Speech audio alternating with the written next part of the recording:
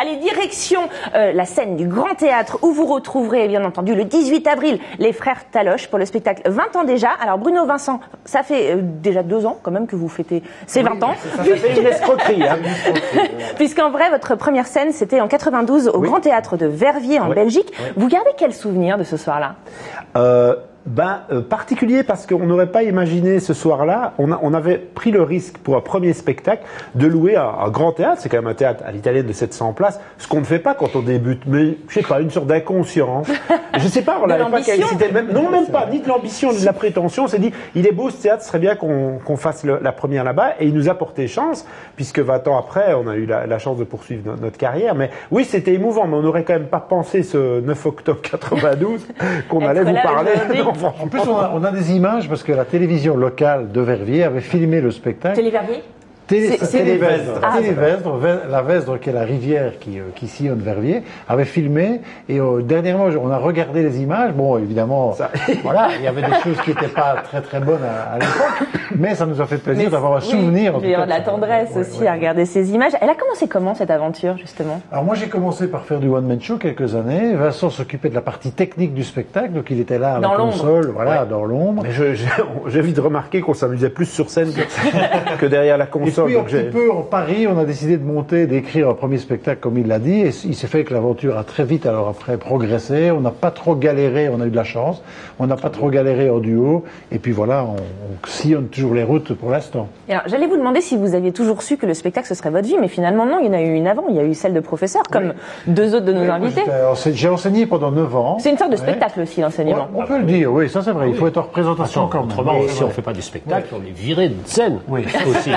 Si on est mauvais, on est viré. Ça c'est vrai, ça c'est vrai. Mais tous les élèves qui ont suivi son enseignement sont comme en soutien psychologique depuis maintenant 20 ans. Hein, donc c'était pour ça qu'il a dû arrêter au bon moment. Et alors aujourd'hui, vous fêtez donc ces 20 ans de spectacle avec le public et vous serez le 18 avril sur la scène du Grand Théâtre de Tours. Tout de suite, on regarde la bande-annonce. Elle va dire que les gens sont venus pour se marrer. Quand tout à coup, l'un d'eux grousse un cri de détresse. Non, pousse un cri de détresse. Ah! Et au largage sur les côtes de milliers de parachutistes. Avant la découpe proprement dite, assurez-vous que la pomme de terre est bien morte. Tous.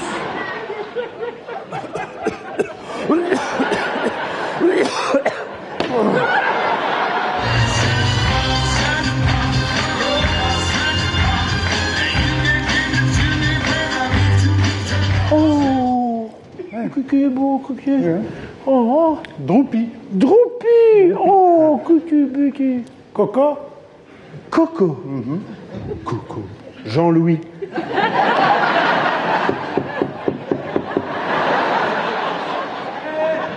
Mais qu'est-ce que vous faites là? Non, c'est un hold-up, c'est pas une visite de courtoisie, hein. Allez, recommencez. On dirait un peu une plaque vitrocéramique. Hein? Alors j'ai pensé, tu peux tout de suite te faire un œuf sur le plat. Voilà. Mais t'es complètement fou, toi! 20 ans déjà, comment vous l'avez conçu ce spectacle? Il y a bien sûr des grands classiques, mais il y a aussi des inédits. Voilà, on a essayé de retracer les 20 ans de carrière, donc ça n'a pas été facile parce qu'il y avait quand même beaucoup de sketchs, on a dû éliminer. On a écrit beaucoup de conneries en 20 ans, donc il y a des idées de sketchs qu'on avait oubliées. Alors on a repris des sketchs du début, on a repris aussi quelques incontournables, et puis il y a 3 inédits aussi, donc c'est vraiment un spectacle assez varié, je pense, et assez rythmé. Et alors, ces 20 ans, ils ont été jalonnés par pas mal de rencontres. S'il y en avait une à retenir, ce serait quoi? Oh, une. On a eu deux.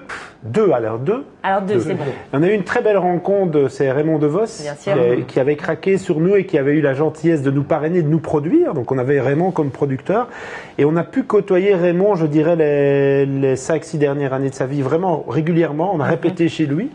Et on a un souvenir vraiment ému d'avoir, je pense, côtoyé un des derniers grands monstres du music hall.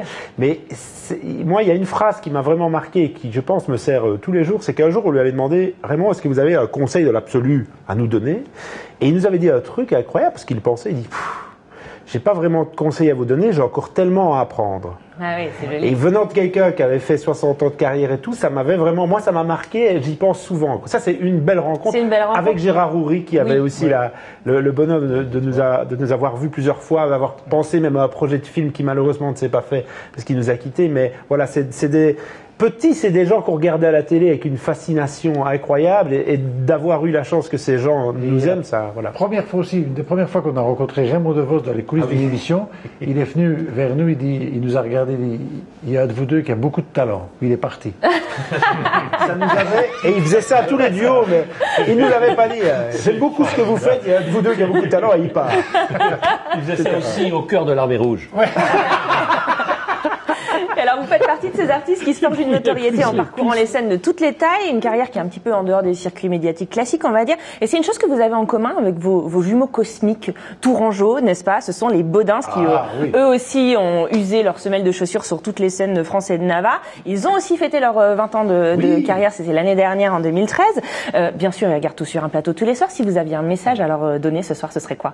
Ah ben si, alors non seulement, en plus je vais le dire parce qu'on est en direct, qui se prépare à quelque chose, parce que vous savez qu'ils ne jouent pas souvent chez nous en Belgique et on a la chance d'avoir une société de production et on a décidé de les faire connaître au public belge. Donc toute une semaine en avril, ils vont arriver pendant. On va faire 5 villes avec eux et ils peuvent se préparer parce qu'on va faire de jolies fêtes. On va être avec eux pendant une semaine. Voilà. Donc on vous attend de pied ferme. Ouais.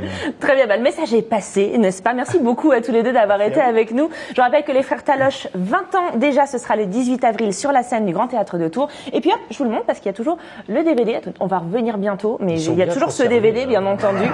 Ils sont pas mal, hein. Conservés. Moi, ils prennent pas de poids et tout. Moi, je trouve vraiment. Je vous donne le site internet aussi. Je vous donne le site internet aussi, c'est www.taloche.com et puis le site de Cheyenne Productions, www.cheyenne-prod.com. Merci à Eric Orsena. Merci 1000 fois d'avoir été avec nous. On vous laisse filer comme ça vers la boîte à livres, bien sûr. Mali au Mali, je vous l'ai dit, c'est chez Stock. Bon. Mes chers frères, mes bien chers frères, mes bien chers frères Taloche, monsieur mon frère, je vous salue. Bon, Vincent Bruno, vous restez avec nous. Patrick aussi, bien entendu, puisque ne bougez pas, chers téléspectateurs ligériens, la plus célèbre des vilaines du monde, que dis-je, de la galaxie, sera avec nous en deuxième partie. C'est Nelly Olson, plus exactement la comédienne Alison Argrim, qui sera là juste après la pub. Restez avec nous.